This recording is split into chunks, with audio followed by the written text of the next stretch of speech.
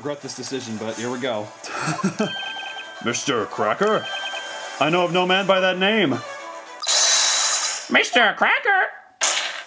The defense summons its new witness, Mr. Cracker the Parrot. A parrot as a witness? Objection! This is how Phoenix Wright is, guys. If you guys haven't seen the other games, you'll know you'll know what's talking. You'll know what's going on. This is the witch's court. Joking around will be considered contempt of court. Objection! Mr. Cracker witnessed the crime. He saw it happen and he heard it too. He is as valid a witness as the others. Objection! No, no, no. That bird is nothing but a pet animal. Referring it to it as Mr. will not change that. Humans are confused by magic to the extent that they lose sight of what's real. That's what you yourself said, Inquisitor Zacharias Barnum. Objection! Calling me by my full name does not help justify such brash foolishness. The Inquisition is against interrogating a parrot. By the way, kind sirs... Oh, sorry. I suppose you should know that my dear companion never forgets a sound he hears. He remembers everything he hears, huh? It's definitely worth asking Cracker to testify. The court sees the situation as follows. The witnesses' testimonies do not hold together. In fact, they are as erratic as that bard's song. I cannot see this trial getting any more confusing. Very well, the defense may summon this avian witness. Can you believe it? What's up with Mr. Blue Suit? Something appears as a witness? Summoning? Does he mean like how the familiar was summoned? By hook or by crook, I'll do whatever I can to save Maya. Be it summoning a parrot or a familiar, whatever it takes. Within the boundaries of the law, of course. Alright, let's do this. My god. Alright, Not so fast, I hardly even know where to begin, but first of all, what's the matter with that boy looking so pleased with himself? He looks like the cat that got the cream. Ah, that'd be me, wouldn't it? Don't mind me, just think of me as a perch for Cracker, that's all. And just what is the purpose of questioning a bird? A parrot may be able to repeat what others say, but it cannot talk on its own. It's precisely because Cracker doesn't talk in his own words that he's certain to tell us the truth. What? Cracker remembers every sound he hears, even just the once, with absolute perfection. So let's have him testify exactly what he heard. And if Cracker can repeat every sound, I'd say this would be a valuable testimony. I cannot believe this is happening. Well, believe it, bud. A witness that cannot talk will not lie either. This idea is much to my liking. Well then, may our new witness, Cracker, testify to the court. We wish to know exactly what you heard from the beginning of the incident. Alright, here we go.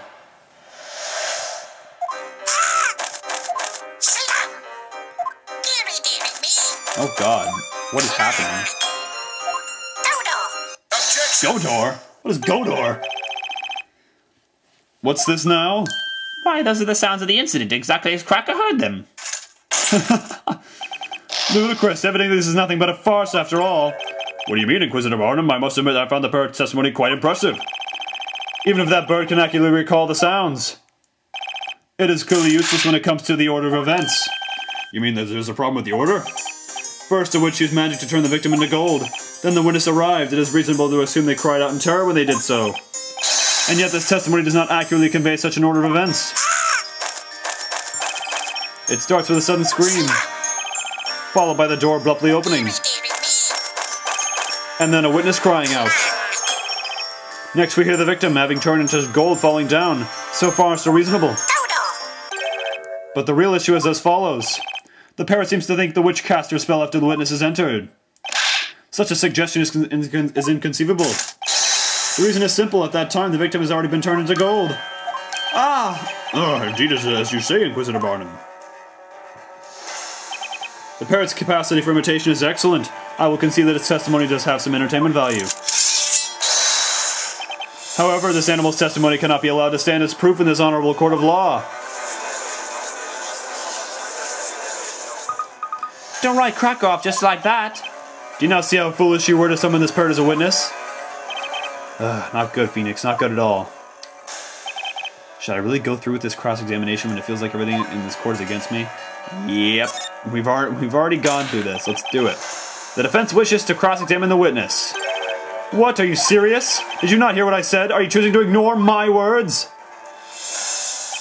A witness that cannot talk cannot lie either. This parrot's testimony is the naked truth. He's simply repeating the sounds as he heard them. It's humans who make assumptions about the meanings of those sounds and arbitrarily decide whether the testimony is good or not. But as Knights of the Court, shouldn't we be striving to uncover the truth to which this parrot holds the key? The truth, you say? Very well, show us the truth that this bird purportedly knows. Interrogate that parrot, meanwhile I shall enjoy the show. Will you do it, Mr. Wright? Do you think it's hopeless? Defender, you may interrogate the witness. Alright, so I think the only thing that sounded off was that last statement, when it was like, go door. Got that part. And then nothing freaked out about that, so what is go door?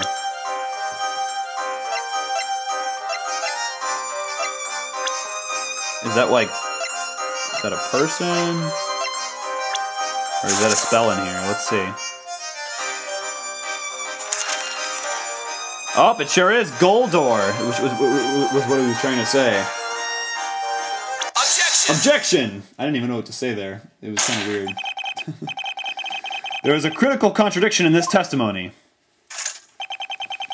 We are all aware of that, Sir Blue Knight. This contradiction between your so-called desire to find the truth and the fact that you are interrogating a parrot. That's not what I'm talking about, Inquisitor.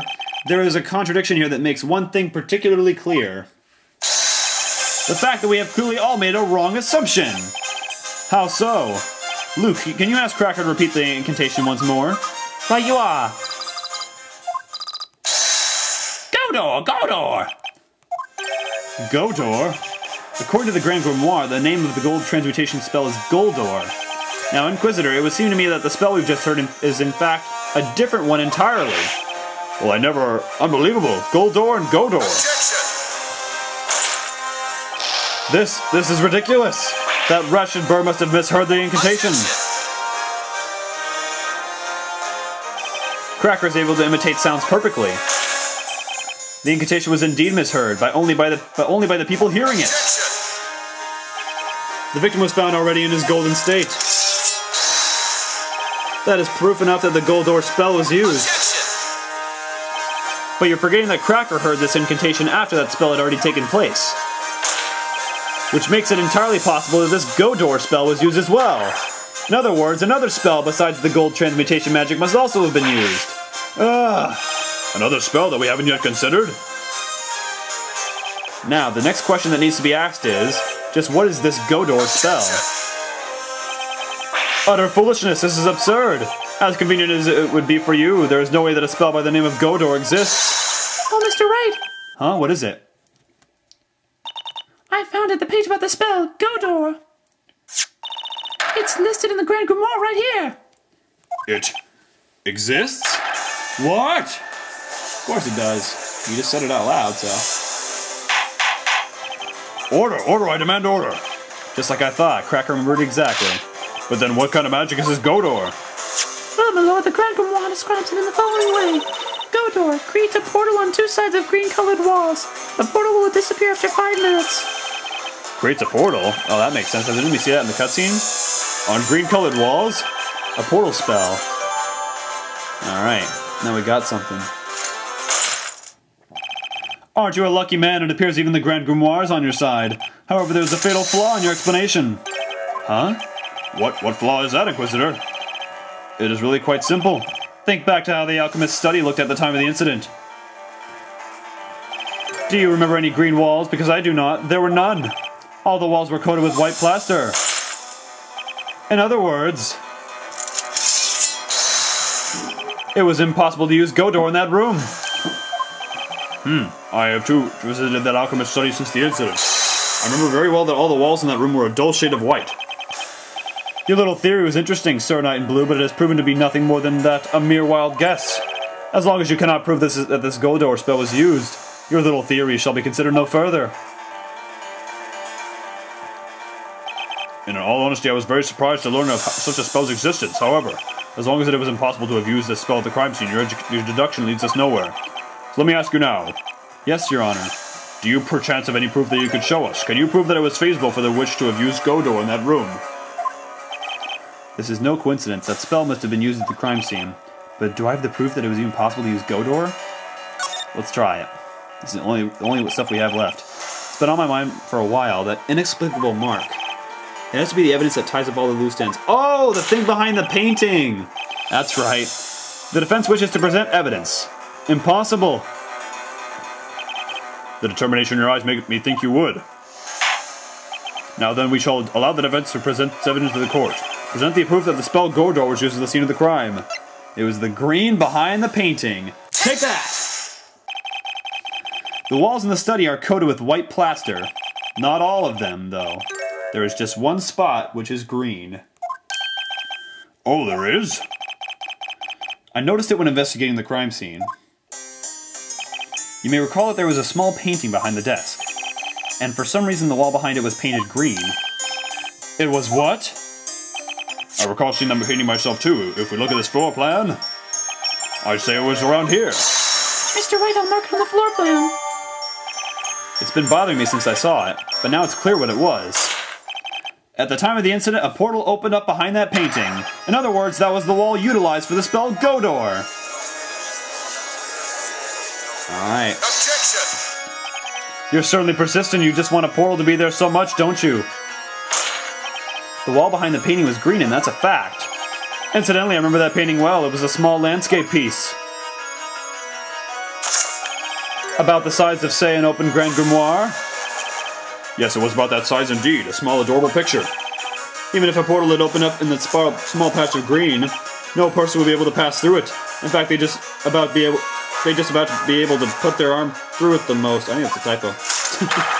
So will you please explain how a witch could possibly have escaped through a portal this small? No, actually it wasn't, now that I think about it. He's right, Mr. Wright. No one could have got a portal that small. I don't know, you guys decide. Was that a typo back there or what? Let me know in the comments. I'll let you guys be the judge. Have you anything to say, or are you still crushed by the realization of your mistake that words fail you? The portal was too small for a person. It doesn't require much thinking to figure that out. But that aside, a very obvious question remains. If it wasn't a human, then what could have passed through that portal? You've put an interesting spin on things. Why don't you answer your own question? You talk as if you know everything, so please enlighten us. A small portal was opened in the wall at the crime scene, and I have all the clues as to what that could mean. What went through the portal was the witch, a small animal, or something else. Well, it seems too easy to say the witch. Let's go with something else. No human could have passed through a portal that small. Even a witch couldn't have pulled that off. Huh. So are you finally forsaking your mistaken assumptions? I haven't finished, Inquisitor. The fact remains that something else could have passed through that portal. Oh, and what would that be, Sir Blue Knight? The portal was created after the professor had been turned into gold. The witch had a good reason behind that. She must have had to move something through that portal. You have captured my curiosity. I'd like to know what passed through the portal. Tell us, what did the witch use that magic portal for? Let's see, we've got Golden Layton. Let's see, what? So that would be too big. That would be too big. Floor plan that's with us. Behind the painting, no. Use that line, no.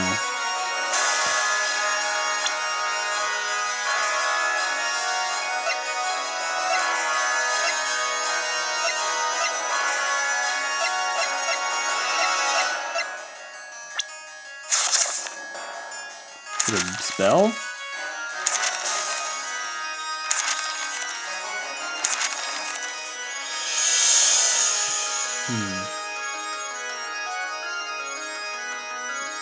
No, and let me go back to the evidence here.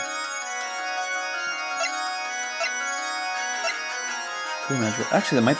Well, yeah, because that would be the. Yeah, it would be a. Yeah, I see.